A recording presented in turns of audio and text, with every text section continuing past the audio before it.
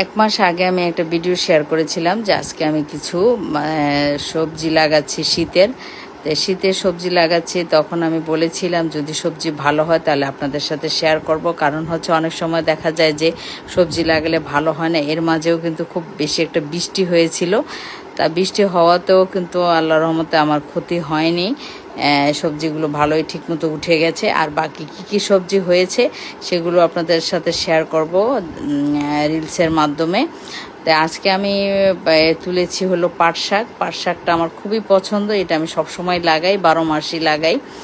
আর হচ্ছে পাট শাকটা দেখে বুঝতে পারছে যে কতটা সুন্দর হয়েছে মাশাল্লাহ, আর অনেক হয়েছে। আমি আরও কিছু সবজি সবার মাঝে বিলিয়ে দিয়েছি, মানে সবাইকে দিয়েছি। দিয়ে নিজে খেতেও কিন্তু খুব ভালো লাগে, এটা একটা আনন্দের বিষয়।